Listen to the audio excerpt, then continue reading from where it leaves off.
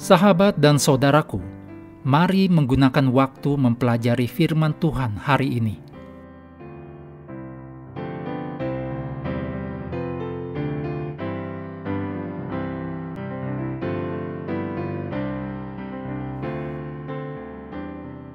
Kita mulai dengan doa singkat yang didasarkan dari Ulangan 3 ayat 22. Sebab Tuhan Allahmu, dialah yang berperang untukmu. Amin.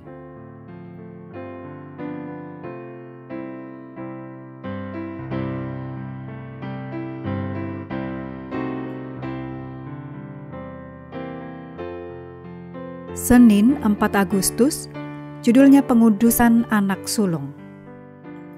Waktu penebusan yang dijanjikan, waktu pembebasan akan segera tiba. Umat perlu bersiap-siap.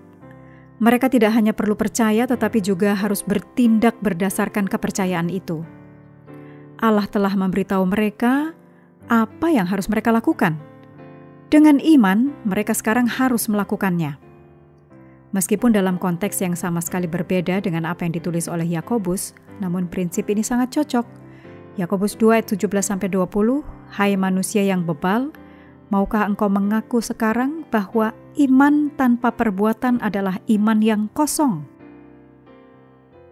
Dalam Keluaran 13 ayat 1-16, anak-anak sulung Israel diselamatkan oleh kasih karunia Allah pada saat tulah terakhir. Apa maknanya bagi kita saat ini?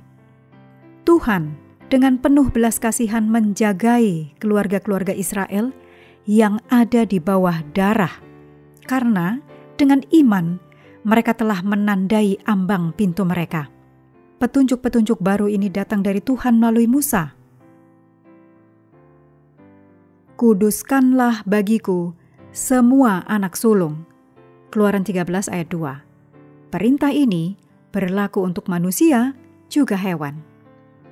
Satu prinsip di balik perintah ini adalah bahwa segala sesuatu adalah milik Tuhan, karena Dia adalah pencipta dan pemilik segala sesuatu. Mazmur 24 ayat 1, Tuhanlah yang empunya bumi serta segala isinya, dan dunia serta yang diam di dalamnya. Hagai 2 ayat 8, kepunyaankulah perak dan kepunyaankulah emas. Demikianlah firman Tuhan semesta alam. Anak-anak sulung bangsa Israel adalah buah pertama dari berkat-berkat Tuhan yang telah Tuhan anugerahkan kepada mereka. Anak sulung juga merupakan tanda pengudusan total mereka kepada Tuhan dan pemahaman mereka bahwa semua yang mereka miliki hanya berasal dari Tuhan. Juga kita melihat gagasan penebusan, keselamatan. Anak-anak sulung terhindar dari kematian karena mereka dilindungi oleh darah. Mereka ditebus dari kematian, seperti halnya semua orang yang berada di bawah darah Yesus. Seperti yang Paulus tuliskan tentang Yesus, di dalam Dia kita memiliki penebusan kita, yaitu pengampunan dosa. Kolose 1 ayat 14. Sementara itu, peraturan diberikan tentang bagaimana persembahan ini harus dipersembahkan. Sebuah perayaan pembebasan mereka dari perbudakan Mesir. Mereka harus mengorbankan hewan-hewan, tetapi anak-anak mereka ditebus. Keluaran 13 ayat 12, 13, dan 15. Keluaran 13 ayat 16 menceritakan tentang apa yang harus menjadi tanda pada tangan mereka dan di dahi mereka. Hal ini melambangkan kebenaran rohani yang penting, bahwa terlepas dari seberapa besar iman yang kita miliki, kita harus bertindak berdasarkan iman tersebut.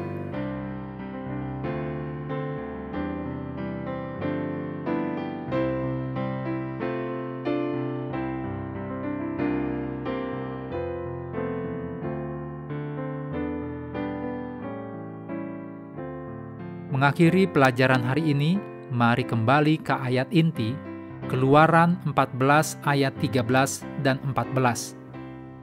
Tetapi berkatalah Musa kepada bangsa itu, janganlah takut, berdirilah tetap dan lihatlah keselamatan dari Tuhan yang akan diberikannya hari ini kepadamu.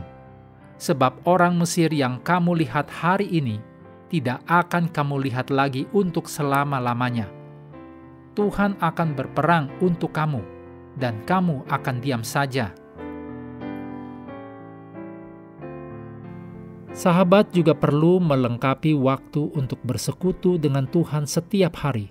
Dengan bacaan Alkitab sedunia, percayalah kepada nabi-nabinya yang melanjutkan dari Imamat pasal 20. Tuhan memberkati kita semua.